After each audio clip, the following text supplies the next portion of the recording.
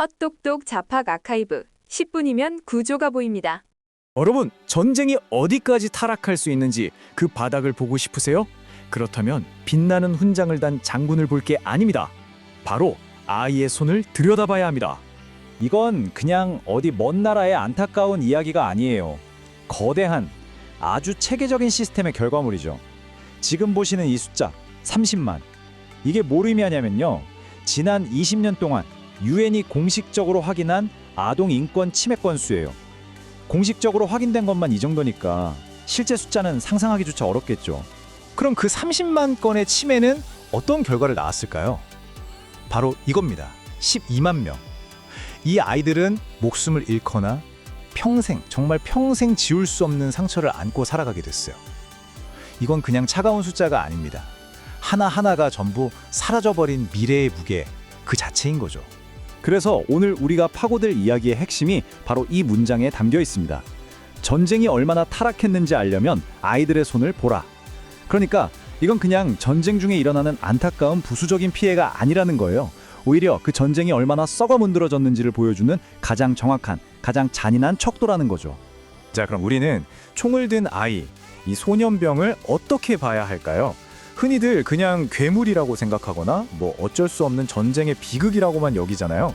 그런데 말이죠, 한 발짝만 더 깊이 들어가 보면 이 아이들은 사실 한 사회가 완전히 파산했다는 걸 증명하는 일종의 영수증 같은 존재입니다.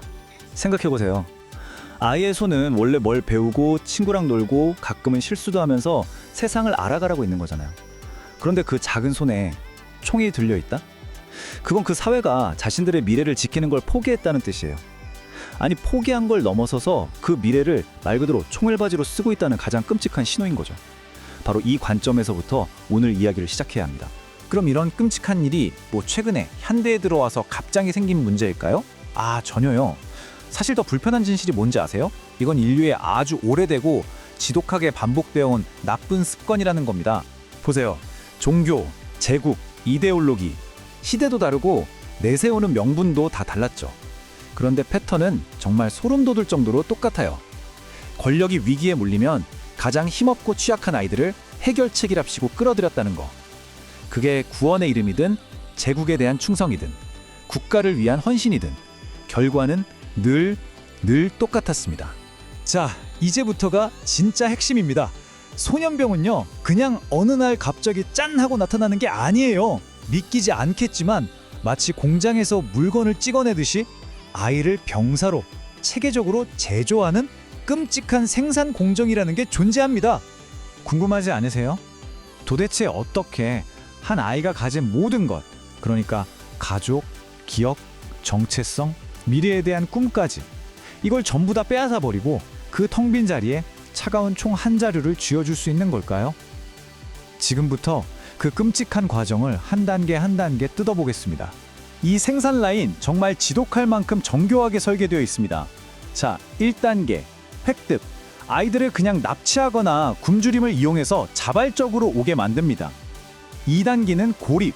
가족, 친구, 마을 모든 연결고리를 끊어버려서 세상에 기댈 곳 하나 없게 만들죠. 3단계는 세뇌. 그렇게 텅 비어버린 마음에 복수심이나 왜곡된 이념을 아주 강력하게 주입합니다. 4단계 둔감화. 마약을 쓰거나 끔찍한 폭력을 계속 보게 해서 다른 사람의 고통에 무감각해지도록 만들어요. 그리고 가장 잔인한 마지막 5단계, 바로 터치입니다. 아이에게 직접 다른 사람을 해치게 만들어요. 그러면 죄책감 때문에, 두려움 때문에 다시는 원래의 삶으로 돌아갈 수 없게 되는 거죠. 아니, 도대체 왜 이렇게까지 비인간적인 시스템이 사라지지 않고 계속되는 걸까요? 그 이유, 듣기엔 좀 불편하실 수 있지만 사실 너무나 명확합니다. 바로 이 시스템이 전쟁터에선 너무나 효율적이기 때문이에요. 핵심은 딱 한 문장입니다. 아이들은 총보다 싸다. 이 모든 비극의 가장 깊은 곳에는요, 아이들은 총알보다, 그리고 어른 병사보다 훨씬 싸게 먹힌다는 아주 차갑고 냉혹한 계산이 깔려 있는 거예요. 이건 무슨 광기나 야만성이 폭주해서가 아니라 어떻게 보면 지독한 비용 절감의 문제인 거죠. 그 계산법 한번 비교해 볼까요? 어른 병사는요, 세뇌시키기 어렵고 월급도 줘야 하고 보급품도 많이 들죠. 가끔은 명령의 의문을 제기하기도 하고요. 그런데 아이는 어때요? 세뇌하기 훨씬 쉽고 먹을 거 조금만 줘도 되고 두려움 때문에 무조건 복종하죠. 그리고 가장 끔찍한 건 전투에서 잃어도 소모품처럼 취급되니까 전략적인 타격이 적다고 보는 거예요. 바로 이 끔찍할 정도의 효율성 때문에 인류는 이 추악한 짓을 계속해서 반복해온 겁니다. 가끔 이런 말하는 사람들이 있어요. 아니, 그 아이들이 자발적으로 들어간 거 아니냐고요? 그럴 때마다 이 비유를 떠올려 보면 됩니다. 불타는 건물에서 뛰어내린 사람한테 당신 스스로 점프를 선택한 거 맞죠? 라고 묻는 거랑 똑같은 거예요. 굶주림, 가족의 죽음, 모든 게 무너진 상황에서 내린 결정이 어떻게 자유의지겠어요? 그건 선택지가 딱 하나밖에 남지 않은 절망의 또 다른 이름일 뿐입니다. 자, 그럼 만약에 정말 운이 좋게도 한 아이가 그 지옥 같은 전쟁터에서 살아남았다고 칩시다. 총을 내려놓으면 이제 모든 게 끝나는 걸까요? 천만에요. 바로 그 순간부터 눈에 보이지 않는 두 번째 전쟁이 시작됩니다. 전쟁터에서 돌아온 아이들 앞에는요, 정말 거대한 벽들이 가로막고 있어요. 일단 마을 사람들은 그 아이를 피해자이면서 동시에 가해자로 봅니다. 손가락질하죠. 또 전쟁 기술 말고는 배운 게 아무것도 없으니 평생 가난에서 벗어날 수가 없어요.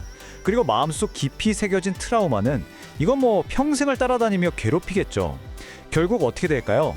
기댈 곳도 갈 곳도 없는 아이는 자기가 유일하게 아는 세상, 바로 그 총 옆으로 다시 돌아갈 위험이 너무나도 커지는 겁니다. 그러니까 이 시스템의 진짜 잔인함은요, 단순히 아이를 병사로 만들었다는 그 사실에만 있는 게 아니에요. 더 무서운 건 그 아이가 다시 평범한 아이로 돌아갈 수 있는 모든 길, 모든 가능성의 문을 아예 박살내버린다는 데 있습니다. 이건 처음부터 돌아올 수 없게 설계된 완벽한 편도 티켓인 셈이죠. 자, 이제 마지막 질문을 여러분께 던지면서 마무리하겠습니다. 우리가 총을 든 아이를 볼 때 우리는 과연 그 너머에 있는 무엇을 봐야 할까요? 그건 단순히 한 명의 아이가 아닙니다. 그 뒤에는 무너져버린 학교가 있고 제 기능을 잃은 국가가 있고 굶주리는 가족이 있습니다. 그리고 무엇보다 아이를 보호 대상이 아니라 자원으로 먼저 계산해버린 우리 어른들의 세계가 있는 겁니다. 결국 그 아이는 전쟁의 끔찍한 결과물이 아니라 한 문명이 완전히 실패했다는 것을 보여주는 가장 명백하고 가장 고통스러운 증거인 셈입니다. 여러분 혹시 중동 관련 전쟁 뉴스 보다가 이 이름 한 번쯤 들어보지 않으셨나요? 쿠르드족이요. 뭐 국가 이름도 아니고 우리가 아는 그런 정규군도 아닌데 말이죠. 근데요, 이들이 사실은 중동에서 가장 오래되고 또 가장 복잡한 문제 중 하나라는 겁니다. 자, 이 숫자 좀 보세요. 4천만. 이게 뭐냐면요, 자기 나라 없이 국경 너머에 흩어져 사는 쿠르드족의 추정 인구입니다. 4천만 명이요. 어마어마한 규모의 민족이죠, 정말. 바로 여기서 오늘 우리가 던져볼 핵심 질문이 나옵니다. 도대체 왜 이 거대한 민족은 자신들의 전쟁도 아닌데 항상 분쟁의 맨 앞줄에 서게 되는 걸까요? 자, 그럼 쿠르드족이 도대체 누구인지 한번 제대로 들여다보죠. 이들을 알려면 지도를 펼쳐봐야 하는데요, 이게 좀 묘합니다. 공식적으로는 존재하지 않는 곳의 지도거든요. 쿠르드인들의 고향, 우리가 흔히 쿠르드스탄이라고 부르는 곳인데요. 이 땅이 지금 터키, 이라크, 이란, 시리아 이렇게 네 나라의 국경에 걸쳐서 쫙 찢어져 있습니다. 뭐랄까, 마치 하나의 천조각을 네 개로 찢어 놓은 것 같은 그런 모습이죠. 여기서 우리가 꼭 짚고 넘어가야 할 게 있는데요. 쿠르드족은 무슨 현대에 와서 정치적인 이유로 뚝딱 만들어진 집단이 절대 아니라는 거예요. 이들은 고유한 언어와 문화를 가진 정말 오래된 민족입니다. 아랍인도 아니고요. 그 뿌리가 정말 깊숙이 박혀 있다는 거죠. 자, 이제부터는 좀 가슴 아픈 이야기로 넘어가 봐야겠습니다. 아니, 어떻게 이런 민족이 나라를 잃게 된 걸까요? 그 답은 1차 세계대전이 끝난 직후로 거슬러 올라갑니다. 쿠르드 현대사에서 정말 결정적인 전환점이 있었어요. 1920년에 세부르 조약이라고 독립의 희망이 언뜻 보였거든요. 그런데 딱 3년 뒤에 로잔 조약이 맺어지면서 그 희망이 그냥 산산조각이 나버립니다. 쿠르디스탄이라는 이름이 지도에서 그냥 사라져버린 순간이었죠. 바로 이 1923년부터 쿠르드 현대사의 비극이 본격적으로 시작됩니다. 생각해보세요. 한 민족이 갑자기 4개의 다른 나라에 속한 소수민족이 된 거예요. 4개의 다른 정치 체제 아래서 살아가야만 했고요. 정체성, 그러니까 영혼은 그대로인데 그걸 담을 몸이 갈기갈기 찢겨나간 셈이죠. 그런데 여기서 정말 흥미로운, 어떻게 보면 좀 얄궂은 아이러니가 하나 등장합니다. 쿠르드 문화를 굳건히 지켜줬던 바로 그 지형이 역설적으로는 이들의 통합을 가로막는 거대한 벽이 되어버렸다는 사실이죠. 그러니까 이 자그로스 산맥과 토로스 산맥의 험준한 지형이 외부 세력으로부터는 이들을 지켜주는 방패 역할을 했어요. 그런데 동시에 쿠르드 공동체들을 잘게 쪼개놓는 오리 역할도 한 겁니다. 산이 그들을 살리기도 했지만 바로 그 산 때문에 흩어지게 된 거죠. 이렇게 흩어져 있지만 강인한 정체성을 가진 민족. 바로 이 점 때문에 쿠르드족은 미국 같은 외부 강대국들의 눈에 아주 매력적이면서도 비극적으로 유용한 파트너가 되어버립니다. 강대국들이 왜 쿠르드족을 찾는지 그 이유가 바로 여기에 있습니다. 산악전 경험은 풍부하죠. 현지 지형은 자기 손바닥 보듯 훤하죠. 정보망도 있죠. 무엇보다 국가를 세우고 싶다는 아주 절박하고 강력한 동기가 있잖아요. 그러니까 직접 군대를 보내기는 싫은 강대국들의 입장에서 보면 이보다 더 좋은 현지 파트너는 없는 겁니다. 바로 이 지점에서 이 관계에 엄청난 불균형이 드러납니다. 한쪽에게는 이건 그냥 전략적인 계산이에요. 하지만 다른 한쪽, 즉 쿠르드족에게는 민족의 생존이 걸린 간절한 희망인 거죠. 이렇게 희망을 가졌다가 또 버림받는 패턴. 이게 사실 어제 오는 일이 아닙니다. 이 패턴이야말로 쿠르드의 현대사를 관통하는 아주 비극적인 순환골이라고 할 수 있죠. 예를 들어 1946년에 아주 잠깐 존재했던 마하바드 공화국이라는 게 있었어요. 이 짧았던 국가의 경험은 쿠르드족에게 두 가지를 동시에 가르쳐줬습니다. 아, 우리도 국가를 세울 수 있구나 하는 희망, 그리고 강대국이 등을 돌리는 순간 모든 게 끝나는구나 하는 뼈아픈 공포 말이죠. 그러니까 이겁니다. 핵심은 나라를 갖고 싶다는 그 간절한 꿈이 역설적으로 그들을 계속해서 분쟁의 소용돌이로 끌어들이는 가장 큰 미끼가 된다는 거죠. 희망 때문에 싸우고 바로 그 희망 때문에 이용당하는 겁니다. 보세요. 지역에서 분쟁이 터지고 강대국은 현지 동맹이 필요해지고 쿠르드족에게 뭔가 약속을 합니다. 그러다 상황이 바뀌면 그냥 버려지는 거죠. 이건 한두 번의 사건이 아니에요. 끊임없이 반복되는, 그들이 빠져나올 수 없는 구조적인 덫과 같습니다. 그리고 이 끔찍한 순환의 끝에 뭐가 있느냐? 바로 유용하다는 것의 비극. 다시 말해 언제든 쓰고 버려질 수 있는 존재가 되어버리는 운명입니다. 이걸 보면 딱 드러나죠. 공식 국가가 아니니까 외교력은 거의 없어요. 그런데 국가를 만들고 싶다는 의지는 하늘에 찌르듯이 높고 전투 경험은 퉁보하단 말이죠. 이 조합이 바로 그들의 완벽한 대리군으로 만들어버리는 겁니다. 그러니까 진짜 비극은 그냥 국가가 없다에서 그치는 게 아닙니다. 싸울 줄 아는 강인한 민족인데 국가가 없다는 바로 이 사실이 그들을 지정학 게임에서 영원히 이용당할 수밖에 없는 자원으로 전락시켜 버린다는 점입니다. 결론적으로 우리는 이 문제 외에 좀 다른 시각으로 봐야 합니다. 쿠르드족은 전쟁이 터질 때마다 불쑥 튀어나오는 어떤 변수가 아니에요. 그들은 늘 거기에 있었습니다. 단지 세상이 그들을 하나의 국가로 인정해주지 않았을 뿐이죠. 그들은 중동 현대사에 해결되지 않은 가장 근본적인 문제 중 하나입니다. 마지막으로 이 질문을 한번 던져보고 싶습니다. 모든 것이 국경과 국가라는 틀로 짜인 이 세상에서 이토록 선명하게 존재하지만 지도 위에는 자신의 자리가 없는 한 민족이 치러야 하는 대가는 과연 무엇일까요? 여러분, 세계 최강의 군대 하면 딱 떠오르는 게 있죠. 바로 미군입니다. 항공모함, 스텔스 전투기, 산더미 같은 미사일까지. 그런데 말이죠.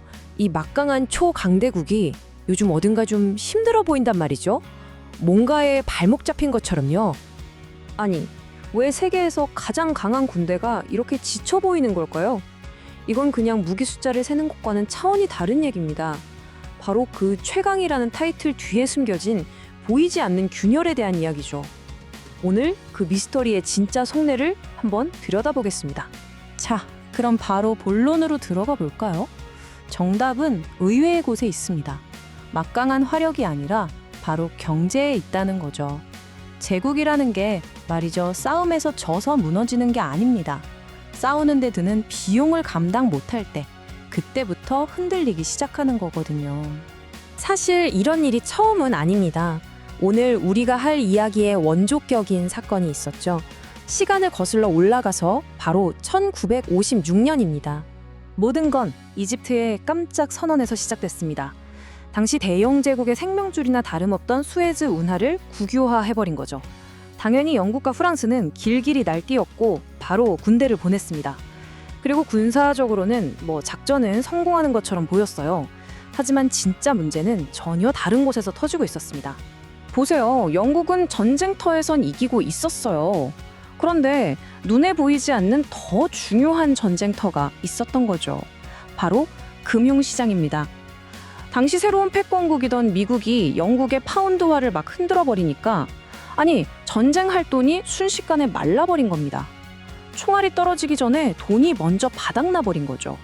그래서 이 수에즈 모먼트라는 게 정말 중요한 개념입니다. 이게 단순히 군사적으로 패배한 순간을 말하는 게 아니에요. 오히려 우리가 가진 힘을 쓰는데 드는 비용이 이제 너무 비싸졌구나 하고 깨닫는 그 오싹한 자각의 순간을 말하는 겁니다. 자, 그럼 이제 과거에서 현재로 시간 여행을 해볼까요? 1956년에 수에즈 운하가 있었다면 오늘날 세계 경제 목줄을 꽉 쥐고 있는 곳이 있습니다. 바로 호르무즈 해협입니다. 이 좁은 바닷길이 얼마나 중요하냐면요. 전 세계 바다를 통해 거래되는 원유의 무려 4분의 1, 그리고 LNG의 거의 5분의 1이 바로 여기를 지나갑니다. 그러니까 여기가 조금만 막혀도 전 세계 경제가 그냥 비명을 지르는 구조인 거죠. 그리고 이란은 바로 이 약점을 정확히 파고들어요. 근데 방식이 좀 다릅니다. 비싼 항공모함 같은 게 아니에요. 아주 싸지만 정말 골치 아픈 방법들을 쓰죠. 값싼 드론대, 작은 고속보트, 기뢰를 뿌리겠다는 위협 같은 것들이요. 이게 사실 군사적으로 이기려는 게 아닙니다. 불안감을 계속 만들어서 시스템을 유지하는 비용 자체를 확 올려버리는 거죠. 이게 바로 현대판 영수증 전쟁입니다. 전장에서 소모전이 아니라 말 그대로 은행 계좌, 회계장부로 싸우는 전쟁인 거죠. 그러니까 이제 전쟁의 계산법이 완전히 달라지는 겁니다. 핵심 질문은 누구 무기가 더 좋냐가 아니에요. 누가 더 적은 돈으로 상대방이 더 비싼 돈을 쓰게 만드냐. 바로 이겁니다. 군사 용어로는 이걸 교환비라고 하는데요. 이 교환비가 불리해지는 순간 전쟁은 더 이상 지속할 수가 없게 됩니다. 이 불균형이 얼마나 심각한지 한번 보세요. 공격하는 쪽 비용은 거의 보이지도 않는데 막는 쪽 비용은 그냥 하늘로 솟구치죠. 이게 그냥 그림으로만 그런 게 아닙니다. 실제 숫자를 보면 아마 입이 떡 벌어지실 겁니다. 자, 먼저 방어하는 쪽 비용입니다. 최첨단 요격 미사일, 이거 한 발 쏘는데 얼마일까요? 추정 비용이 무려 20억 원에 가깝습니다.